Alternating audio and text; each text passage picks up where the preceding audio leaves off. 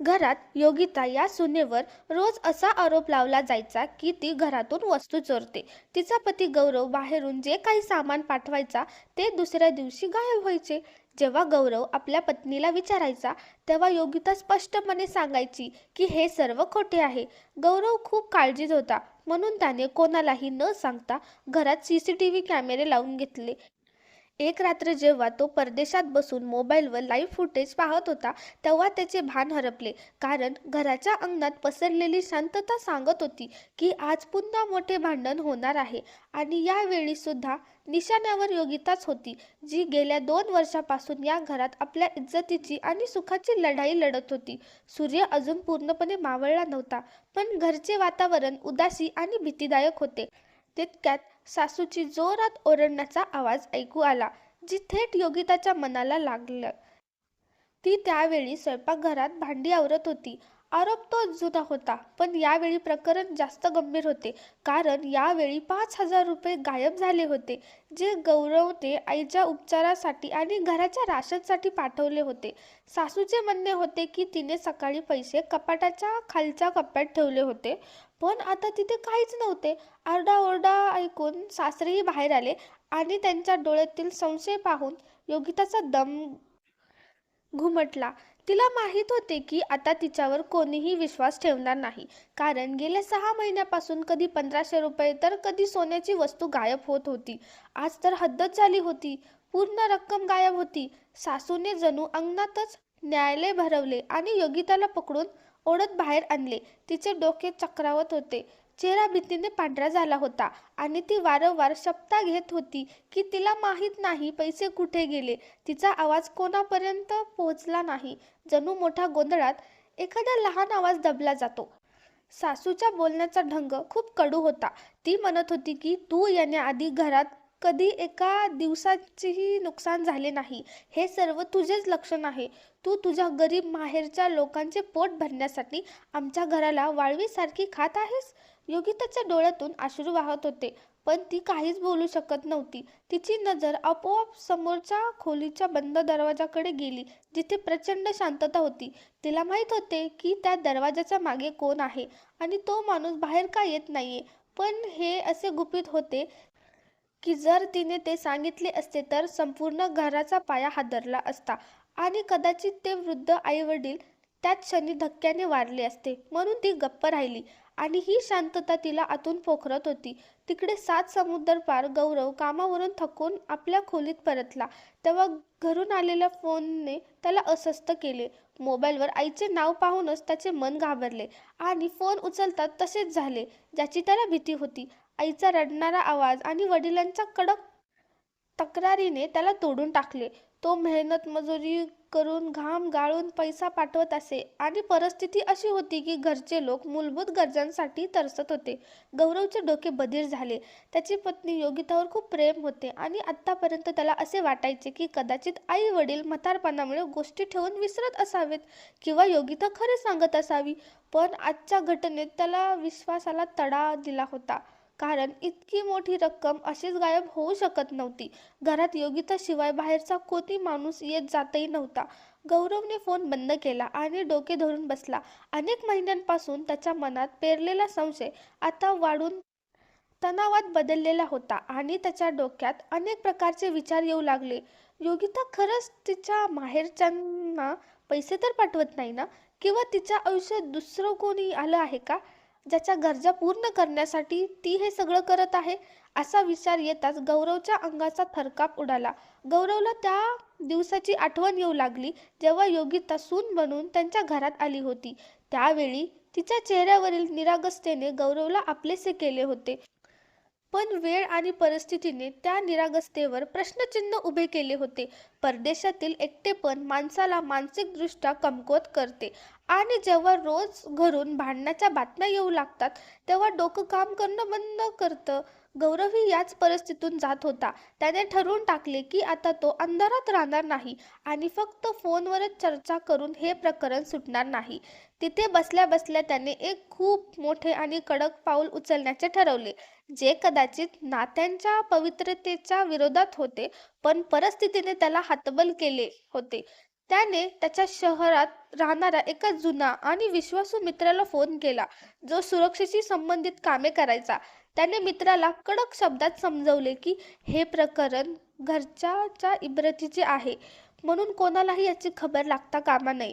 योजना अशी ठरली की तो मित्र विजेच्या तारा दुरुस्त करण्याच्या बहाण्याने घरी जाईल आणि त्याच वेळी हॉलमध्ये आणि मुख्य खोलीत एक असा छुपा कॅमेरा लावेल जो कोणालाही दिसणार नाही आणि ज्याचे रेकॉर्डिंग थेट गौरवच्या मोबाईलवर येईल. त्यावेळी गौरवचे हृदय एखाद्या गुन्हेगारासारखे वेगाने धडधडत होते, कारण तो आपल्याच घराची हेरेगिरी करणार होता आणि स्वतःच्याच पत्नीवर नजर ठेवणार होता. पण आता त्याच्याकडे दुसरा पर्याय उरला नव्हता. त्याला सत्य जाणून घ्यायचे होते, मग ते सत्य कितीही कडू का असेना. दुसऱ्या दिवशी सकाळी जेव्हा भारतात सूर्य उगवला, तेव्हा घरचे वातावरण तसेच होते. सासू योगिताशी बोलत नव्हती आणि योगिता एखाद्या गुन्हेगारासारखी मान खाली घालून घरच्या कामात गुंतली होती. तिच्या मनात वारंवार विचार येत होता की तिने स्वतःचा बचाव करावा आणि ओरडून सांगावे की खरा चोर कोण आहे. पण पुन्हा तिला तिच्या दिराचा चेहरा आठवायचा आणि त्या घराची इज्जत आठवायची, ज्याची शपथ तिच्या पतीने निरोप घेताना दिली होती. ती एका विचित्र वळणावर उभी होती, जिथे एका बाजूला तिची स्वतःची इज्जत होती आणि दुसऱ्या बाजूला ते घर विखुरण्याची भीती. जेव्हा गौरवचा मित्र घरी आला, तेव्हा सासूने त्याला संशयाने पाहिले, पण तारांमध्ये बिघाड असल्याचे ऐकून त्याला आत नेण्याची परवानगी दिली. योगिता स्वयंपाकघरात होती आणि सासू आपल्या खोलीत माळ जपत होती. याच संधीचा फायदा घेऊन त्या मित्राने हुशारीने एका लहान उपकरण भिंतीवरील घड्याळाच्या मागे आणि कपाटाच्या दिशेला असलेल्या एका सुंदर फ्रेममध्ये लपवून दिले. हे करताना त्याच्या कपाळावर घाम आला, कारण जर योगिता किंवा सासूने पाहिले असते तर गौरवची सर्व योजना फसली असती. पण नशिबाने साथ दिली आणि हे काम इतक्या सफाईने झाले की कोणाला संशयही आला नाही. काम संपवून मित्र निघून गेला आणि गौरवला निरोप मिळाला की आता सर्व काही तयार आहे. गौरव बाहेर बसून आपल्या मोबाईलवर घरचे थेट चित्रीकरण पाहत होता. तिथे सर्व काही सामान्य वाटत होते. लोक येत जात होते, दुपारचे जेवण चालू होते. त्याने पाहिले की योगिताने काहीच खाल्ले नाही. ती फक्त सर्वांना जेवण वाढत होती आणि मग शांतपणे एका कोपऱ्यात जाऊन बसली. गौरवच्या मनात क्षणभर विचार आला की कदाचित तो चुकीचं करत आहे आणि त्याची पत्नी उपाशीपोटी अन्याय सहन करत आहे. पण रिकाम्या कपाटाचा विचार येताच तो पुन्हा कठोर झाला. संध्याकाळ होता होता घराची हालचाल कमी झाली. सासू जोरात दरवाजे बंद करून पुटपुटत आपल्या खोलीत गेली आणि सासरे झोपायला गेले. आता कॅमेऱ्यात फक्त मोकळा वरांडा आणि तेच कपाट दिसत होते, जे या सर्व भांडणाचे मूळ होते. गौरव फक्त रात्रीच्या अंधाराची वाट पाहत होता, जेव्हा सर्वजण झोपतील, कारण चोरी नेहमी रात्रीच्या शांततेत होते आणि चोर तोच असतो ज्याला घरचे सर्व सदस्य पाहत असतात. गौरवचे हृदय भीती आणि आशेच्या मिश्र स्थितीत बुडाले होते. त्याला भीती होती की कदाचित त्याची पत्नीच दोषी निघू नये आणि सोबतच ही आशाही होती की कदाचित हे सर्व फक्त एक गैरसमज असावा. पण त्याला कल्पना नव्हती की जे सत्य त्याच्या डोळ्यासमोर येणार आहे ते त्याच्या कल्पनेपेक्षा कितीतरी भयानक असेल. दिवस सरला आणि संध्याकाळ गडद झाली. घरचे दिवे मावळले आणि सगळीकडे शांतता पसरली. योगिता आपल्या खोलीत गेली आणि बाकी सर्वजणही झोपले. गौरवचे डोळे उघडेच राहिले. तो पापणी झाकायलाही घाबरत होता की कुठला महत्वाचा क्षण निसटून जाऊ नये. खोलीतील घड्याळाची टिकटिक त्याला हातोड्याच्या आवाजासारखी वाटत होती. तो वारंवार कूस बदलत होता.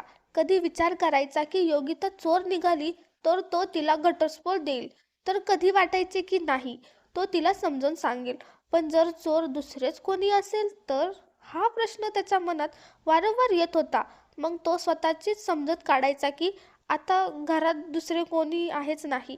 रात्रीच्या या शांततेत जेव्हा सर्व जग झोपले होते, तेव्हा एक पती आपल्या पत्नीच्या निष्ठेची परीक्षा घेत होता आणि एक सून स्वतःला निर्दोष सिद्ध करण्यास हतबल होती. ही रात्र खूप जड होती, इतकी जड की तिचा भार गौरवच्या छातीवर जाणवत होता. खेळ सुरू झाला होता आणि खेळाडू आपली चाल चालण्यास तयार होते. गौरवची नजर मोबाईलच्या स्क्रीनवर खिळली होती, जिथे पूर्णपणे अंधार पसरला होता आणि कॅमेऱ्याच्या मंद प्रकाशात सर्व काही भीतीदायक वाटत होते. तितक्यात त्याला जाणवले की एक सावली हलकीशी हलली आहे. ती हवा नव्हती तर कोणीतरी होते, जे अंधारातही आपले अस्तित्व जाणून देत होते.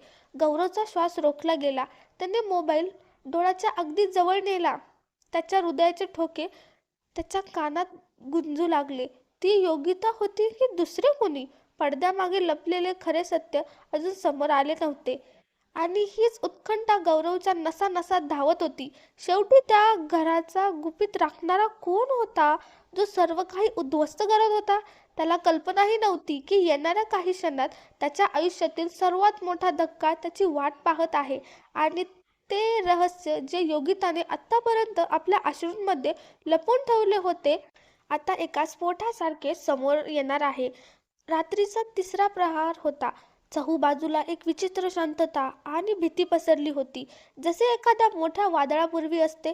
समुद्र पार बसलेल्या गौरवच्या डोळ्यातून झोप उडाली होती आणि त्याच्या मनावर इतका तणाव होता की तो क्षणभरही शांत बसू शकत नव्हता. त्याच्या हातात एक छोटे इलेक्ट्रॉनिक उपकरण होते, ज्याच्या स्क्रीनवर त्याच्या स्वतःच्या घरचे दृश्य दिसत होते, जे त्यावेळी त्याला जगातील सर्वात भयानक आरसा वाटत होते. त्याच्या हृदयाचे ठोके वाढले होते, कारण ज्या व्यक्तीला तो आपल्या आयुष्यातील सुख मानत होता, आज तीच त्याच्या संशयाच्या भोवऱ्यात होती. त्याने आपल्या घराच्या सुरक्षिततेसाठी जी गुप्त पाळत ठेवली होती, आज ते सत्य समोर आणणार होती. स्क्रीनवर अंधारी खोली दिसत होती, जिथे रात्रीच्या काळोखाने प्रत्येक गोष्ट धूसर केली होती. पण गौरवची नजर मात्र त्या कपाटावर खिळली होती, जे गेल्या अनेक महिन्यांपासून भांडणाचे कारण बनले होते. त्या कपाटातून कधी दागिने गायब व्हायचे, तर कधी पैसे, जे तो आपल्या वृद्ध आईवडिलांच्या आणि पत्नीच्या गरजांसाठी मेहनतीने कमवून पाठवायचा. प्रत्येक वेळी आरोप योगितावर यायचा आणि प्रत्येक वेळी ती रडत शपथ घ्यायची की तिने काहीही घेतले नाही. पण आता गौरवचा विश्वास डगमगला. म्हणूनच आज तो जागून सत्य आपल्या डोळ्यांनी पाहू इच्छित होता. खोलीत अंधुक प्रकाश होता, जो बाहेर गल्लीत जाणाऱ्या बल्बमुळे खिडकीच्या गजामधून जमिनीवर विचित्र सावल्या पडत होत्या. योगिता अंथरुणावर कूस बदलून झोपली होती. ती खरोखर झोपली होती की रोजच्या टोमण्यांनी तिची झोप हरवली होती, कोणास ठाऊक. गौरव दगडासारखा आपल्या जागी बसला होता. तितक्यात स्क्रीनच्या एका कोपऱ्यात हालचाल झाली. त्याचा श्वास जणू घशातच अडकला. त्याने नीट पाहिले तर अंगणाकडे उघडणारा तो छोटा दरवाजा, जो रोज रात्री बंद असायचा, आज हळूहळू उघडत होता. दरवाजाची कडी कोणताही आवाज न करता उघडली गेली, जणू येणारा माणूस या कामात सराईत होता किंवा आधीच पूर्ण तयारी करून आला होता. एक मानवी सावली खोलीत दाखल झाली. चेहरा अंधारात लपला होता आणि डोक्याला काहीतरी गुंडाळले होते, त्यामुळे ओळख पटवणे कठीण होते. गौरवचे रक्त सळसळू लागले. हा कोणता अनोळखी माणूस आहे, जो त्याच्या अनुपस्थित त्याच्या बेडरूमपर्यंत पोहोचला? हा एखादा चोर आहे की प्रकरण काही वेगळेच आहे? तितक्यात त्याच्या मनात संशयाची एक लाट उसळली की आईचे म्हणणे खरं तर नाही ना? योगिताचे कोणाशी चुकीचे संबंध तर नाहीत? हा विचार येताच गौरवच्या मोबाईलवरील पकड इतकी घट्ट झाली की त्याला वाटले तो आता फुटेलच. ती सावली मांजरीच्या पावलांनी थेट कपाटाकडे वळली. तिथे सर्व मौल्यवान सामान ठेवले होते. त्याच्या चालीत एक विचित्र धूर्तपणा, भीती होती. तो वारंवार मागे वळून योगिताकडे पाहायचा, पण योगिता आत्तापर्यंत अंथरुणावर शांतपणे झोपून होती. जसे त्या सावलीने कपाटाच्या कुलूपाला स्पर्श केला, अचानक अंथरुणावर हालचाल झाली. गौरवचा श्वास थांबला. आता काय होईल? त्याला वाटले योगिता नक्कीच ओरडेल, गोंधळ करेल आणि घरचे सर्व लोक जागे होतील. पण यानंतर गौरवने जे दृश्य पाहिले, त्याने त्याच्या पायाखालची जमीनच सरकली. योगिता अंथरुणावरून उठली, पण तिने कोणताही गोंधळ घातला नाही किंवा ओरडून कोणालाही बोलवले नाही. उलट ती गप्प उठली आणि थेट त्या सावलीपाशी जाऊन उभी राहिली. गौरवचे डोके सुन्न झाले. हे काय चालले आहे? चोर आणि घराची मालकीण एकमेकांसमोर उभे होते आणि कोणतेही भांडण होत नव्हते. धुसूर प्रकाशात गौरवने पाहिले की ती सावली योगिताच्या पायापाशी बसल्यासारखी झुकली होती, जणू ती तिची विनवणी करत होती. योगिताने त्याला रोखले नाही किंवा बाहेरही काढले नाही. उलट स्वतः कपाट उघडले आणि त्यातून काही सामान काढून त्याला दिले. हे पाहून गौरवच्या डोळ्यासमोर अंधार दाटला, कारण त्याची सर्वात मोठी भीती खरी ठरली होती. ज्याला तो आपली पवित्र आणि निष्कलंक पत्नी समजत होता, तीच आपल्या हाताने घराची दौलत चोरत होती. गौरवला वाटू लागले की कदाचित हे तिचे जुने नाते असावे जे ती आत्तापर्यंत निभावत आहे. त्याच्या मनात इतकी वेदना झाली की त्याला ओरडून योगिताला जाब विचारावासा वाटला, पण तो हजारो किलोमीटर दूर हतबल होता. ती सावली सर्व सामान घेऊन घाईघाईने खिडकीकडे वळली आणि जाताना पुन्हा एकदा योगिताकडे बघून हात हलवला, जणू आभार मानत होता किंवा माफी मागत होता. जोपर्यंत ती सावली खिडकीतून उडी मारून गायब झाली नाही तोपर्यंत योगिता एखाद्या पुतळ्यासारखी उभी राहिली. खोलीत पुन्हा भयानक शांतता पसरली, पण गौरवच्या मनात वादळ उठले होते. त्याला आईचे शब्द आठवू लागले की ही स्त्री तुझे घर उद्ध्वस्त करेल. आज त्याने स्वतःच्या डोळ्यांनी पाहिले होते की चोर कुणी बाहेरचा नाही, तर त्याची पत्नी चोराला मदत करत होती. तरीही एक गोष्ट त्याला सतावत होती, ती सावली नेमकी कोणाची होती? कॅमेऱ्याच्या कोणामुळे चेहरा स्पष्ट दिसला नव्हता. योगिताच्या शांततेवरून हे स्पष्ट होते की त्या माणसाला ओळखत होती. थरथरत्या हातांनी गौरवने कॅमेरा बंद करण्याचा प्रयत्न केला, पण बोटे साथ देत नव्हती. त्याला बघायचे होते की आता योगिता काय करते. थोड्या वेळाने योगिता कपाट बंद करून जमिनीवर बसली. गुडघ्यात डोके खुपसले आणि जोरात रडू लागली. पण गौरवला तिच्या रडण्याची दया आली नाही. त्याला वाटले की हे मगरीचे अश्रू आहेत जे ती आपला गुन्हा लपवण्यासाठी ढाळत आहे. गौरवच्या डोक्यात त्याचे संपूर्ण आयुष्य एखाद्या चित्रपटासारखे फिरू लागले. आई वडिलांच्या विरोधात जाऊन त्याने आवडीने योगिताशी लग्न केले होते आणि सर्वांना खात्री दिली होती की ही मुलगी घर सांभाळेल. पण आज तीच मुलगी घराचा पाया कमकुवत करत होती. त्याला आपल्या निवडीचा आणि प्रेमाचा पश्चाताप होऊ लागला. त्याने ठरवले की सकाळ होताच तो घरी फोन करेल. त्याने काय पाहिले ते सर्वांना सांगेल, पुरावा म्हणून व्हिडिओ दाखवेल आणि योगिताला घरातून काढून टाकेल. तो याच विचारात असताना अचानक स्क्रीनवर पुन्हा हालचाल झाली. गौरव डचकला. ती सावली परत आली की काय? त्याचे कृत्य अजून पूर्ण झाले नव्हते का? त्याने पाहिली की तीच सावली पुन्हा खिडकीतून आत आली, पण यावेळी तिची चाल अडखळत होती आणि ती व्यक्ती नीट उभीही राहू शकत नव्हती. योगिता जी आत्तापर्यंत रडत होती तिला बघून ताडकन उभी राहिली. ती सावली तिच्या जवळ आली आणि यावेळी योगिताच्या पायात पडली. प्रकाश असा पडला की गौरवला आता सर्व काही स्वच्छ दिसू लागले. तो माणूस योगिताचे पाय पकडून गयावया करत होता. त्याचे शरीर तडफडक होते, जणू त्याला एखाद्या गोष्टीचे खूप मोठे व्यसन असावे. योगिता त्याला उचलण्याचा प्रयत्न करत होती, पण तो उठू शकत नव्हता. गौरव स्क्रीनच्या अजून जवळ आला. त्याचे हृदय भीतीने धडधडू लागले. त्या व्यक्तीच्या हालचाली, कपडे आणि वागणं ओळखीचं वाटत होतं. तो कोणी चोर किंवा प्रियकर नव्हता. तो आपलाच कोणीतरी होता, घरचाच माणूस. जेव्हा त्या मुलाने हात उचलला आणि कॅमेऱ्याच्या कोपऱ्यातील मंद प्रकाश त्याच्या चेहऱ्यावर पडला तेव्हा गौरवच्या आश्चर्याला सीमा उरली नाही. चेहरा पूर्णपणे स्पष्ट नव्हता, पण गौरवसाठी ती धूसरताही पुरेशी होती, कारण तो चेहरा त्याच्या स्वतःच्या रक्ताचा होता. त्याचा धाकटा भाऊ करण, जो विद्यापीठात शिकत होता, जो आई वडिलांचा लाडका होता आणि ज्याला गौरव स्वतःच्या मुलासारखे मानत होता. गौरवचे डोके चक्रावून गेले. त्याचा आपल्या डोळ्यांवर विश्वास बसत नव्हता. करण तर अभ्यासात मग्न असायचा, मग तो मध्यरात्री आपल्या वहिनीच्या खोलीत काय करत होता? आणि त्याची अवस्था अशी का होती, जणू तो नशेत असावा? मग गौरवला आठवले की गेल्या काही काळापासून करण घरच्यांना कमी भेटू लागला होता. नेहमी आपल्या खोलीत कोंडून घ्यायचा आणि जास्त पैसे मागू लागला होता. आई म्हणायची की अभ्यासाचा खर्च वाढला आहे, पण आता सत्य समोर आले होते. करण वहिनी योगिता समोर हात जोडून रडत होता. त्याच्या तोंडातून फेस येत होता आणि तो थरथरत्या हातांनी योगिताच्या पदराचा कोपरा पकडून काहीतरी मागत होता. योगिता हतबलतेने मान हलवून नकार देत होती, जणू सांगत होती की आता तिच्याकडे काही उरले नाही. पण करण तिचे पाय सोडत नव्हता आणि डोके जमिनीवर आपटू लागला. योगिता घाबरली की तो स्वतःला इजा करून घेईल, म्हणून तिने घाईघाईने आपल्या मनगटातील सोन्याची शेवटची बांगडी काढली, जी तिच्या आईची आठवण होती, आणि करणच्या हातात दिली. एखाद्या भुकेल्या कुत्र्याने हाड हिसकावून घ्यावे तशी करणने ती बांगडी झपटली आणि अडखळत पुन्हा खिडकीच्या दिशेने पळाला. योगिता भिंतीला टेकून तिथेच बसली. तिचा चेहरा अश्रूंनी भिजला होता आणि डोळ्यात वेदना व भीती भरलेली होती. योगिता तिथेच उभी राहिली, तिच्या डोळ्यात स्पष्ट हतबलता दिसत होती.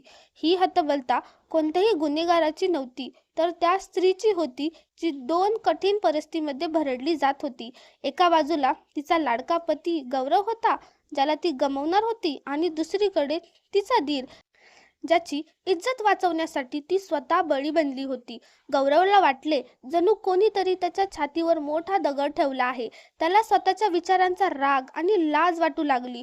तो योगिताला चोर समजत होता, पण ती तर सर्व काही पणाला लावत होती. त्याला वाटले योगिता घर उद्ध्वस्त करते, पण प्रत्यक्षात ती घराची इज्जत वाचवत होती.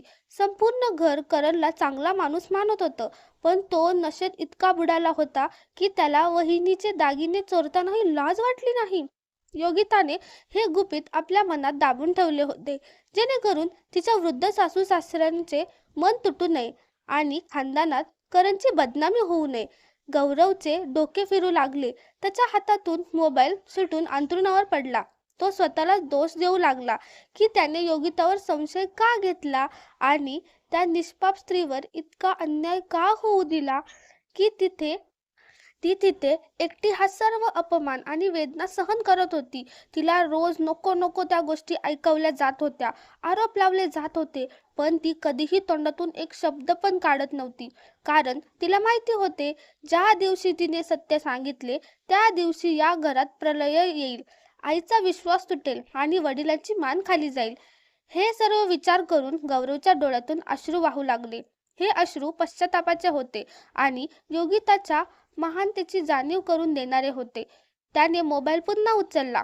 योगिता अजूनही तिथे बसली होती, एकटी, सुन्न आणि उदास. गौरवचे मन उडून तिच्याकडे जावे असे वाटत होते. तिचा पाया पडू माफी मागावी, स्वतःच्या हातांनी तिचे अश्रू पुसावे आणि तिला सांगावे की ती चोर नाही, तर या घराची सर्वात मोठी रक्षक आहे. पण त्यांच्यातील अंतर खूप जास्त होते आणि वेळ खूप कमी. गौरवला माहिती होते की आता गप्प बसण्याची वेळ नाही. आता त्याला या सर्व नाटकाचा हुशारीने अंत करावा लागेल, असा की सत्यही समोर येईल आणि कोणाचेही मन भरून निघणारे नुकसान होणार नाही. योगिताच्या मनात करणबद्दल प्रचंड राग होता, ज्याने आपल्या वहिनीला या अवस्थेपर्यंत पोहोचवले होते. उद्या काय होईल? तो सर्वांना ते फुटेज दाखवेल की दुसरा काही मार्ग काढेल, याचा विचार करत होता. रात्र सरत होती, पण गौरवसाठी ही त्याच्या आयुष्यातील सर्वात लांब आणि काळी रात्र ठरली होती. या रात्रीने त्याच्या डोळ्यावरची पट्टी हटवली होती. गैरसमजामुळे जे सत्य लपले होते ते आता उघड झाले होते, पण ते सत्य सध्या फक्त गौरवपर्यंतच मर्यादित होते. घरच्यांना अजून बरेच काही जाणून घ्यायचे बाकी होते आणि ही त्यांच्यासाठी एक नवीन परीक्षा ठरणार होती. खोलीत पसरलेली ती रात्र आता त्याच्या मनातील रिकामेपणापर्यंत फिकी वाटू लागली होती. तो कित्येक तास न हलत बसून राहिला आणि त्याच्या डोळ्यासमोर वारंवार तेच दृश्य फिरत होते, ज्यामध्ये त्याचा धाकटा भाऊ बहिणीच्या पाया पडत आपल्या नसा नसात धावणाऱ्या विषयाची भीक मागत होता. त्या एका सत्याने गौरवचा आत्मा हादरून टाकला होता, कारण हे फक्त चोरीचे प्रकरण नव्हते, तर माणुसकीच्या हत्येचे प्रकरण होते आणि त्या अन्यायाची कहाणी होती जी योगिता निमूटपणे सहन करत होती. गौरवने ठरवले की आता गप्प बसणे गुन्हा ठरेल, म्हणून त्याने लगेच आपल्या मित्राशी संपर्क साधला आणि त्याला सांगितले की त्या रात्रीच्या व्हिडिओचा तो महत्त्वाचा भाग सुरक्षित करून पाठव, ज्यामध्ये करणचा चेहरा आणि योगिताची हतबलता स्पष्ट दिसत असेल. काही मिनिटातच ते भयान सत्य गौरवच्या मोबाईलमध्ये कैद झाले. आता पुढचा टप्पा सर्वात कठीण होता. आपल्या वृद्ध आई वडिलांना हे सांगणे की त्यांच्या संस्कारात कुठे उणीव राहिली होती. गौरवने सकाळची वाट पाहिली. 7 समुद्र पार बसलेला गौरव थरथरत्या हातांनी वडिलांना फोन लावत राहिला. फोन उचलताच वडिलांनी प्रेमळ आवाज आणि गौरवच्या डोळ्यातून अश्रू वाहू लागले. रडत रडत तो म्हणाला, "बाबा, मी चोर पकडला आहे."